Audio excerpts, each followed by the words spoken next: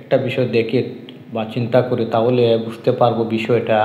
আমরা যদি গত কয়েকটি সিরিজ দেখি লিটন কুমার দাসের, তাহলে বুঝতে পারবো যে লিটন কুমার দাস কোন পজিশনে আছে, কীরকম আছে, কীরকম খেলা, এটা নিয়ে যদি আমরা একটু দেখি বা বিশ্লেষণ করি তাহলে তো বুঝতাম পারবো যে লিটন কুমার দাস বর্তমানে যে অফর্মে আছে।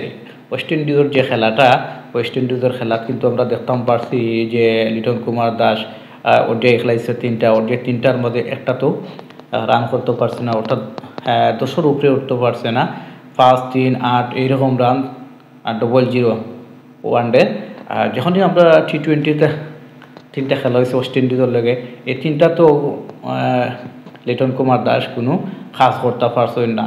এখন আমরা যেখানে হয়েছে বিপিএলও আইয়া যে তার যে ফর্মটা দেখছি, এই ফর্মটা দেখে আমার কাছে অত্যন্ত খারাপ লাগছে। এই কারণে খারাপ লাগছে, গত কয়েকটা টুর্নামেন্ট আমি তার দেখছি বা কয়েকটা সিরিজও আমি লিটন কুমার দাসের আমি খেলা দেখছি।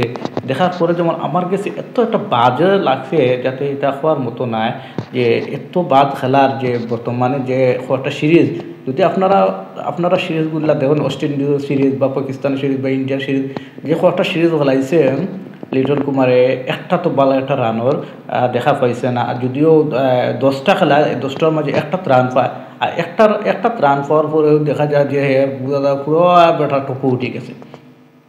তো আমরা আসলে একটা নিয়েও চিন্তা ভাবনা করি, 10টা খারাপ করে এটা নিয়ে আমরা মাথা ব্যথা নাই, আমরা একটার যে বালা করছে ওটা নিয়ে আমরা নাচানাচিও করি। তো এটা বিষয়ে যদি আপনারা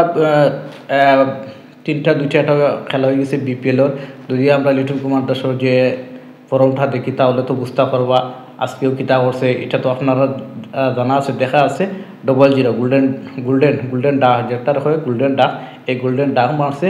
তো লিটন কুমার দাস এখন পর্যন্ত আসলে যে ভালো একটা ফর্ম করতে পারে না। এবার দিয়ে আজকে ফেসবুকে ঢুকিয়ে দেখি নাজমুল হোসেন শান্তয়ে ক্যাপ্টেনশিপ ছাড়ি দিছে।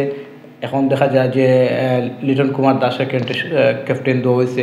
আসলে কোন অ্যাঙ্গেলে বা কীরকম তারা দেওয়া হয়েছে যে ক্যাপ্টেন, আসলে আমি বুঝতাম পারছি না। আপনারা যদি বুঝেন তাহলে জানাইবা যে লিটন কুমার দাস ক্যাপ্টেনগিরি কিতা চালাইবার মতো যোগ্যতা আছে কি না, এটা আপনারা একটু আমার মনে হয় না যে তারে ক্যাপ্টেন দেওয়ার কোনো যোগ্যতা রাখে।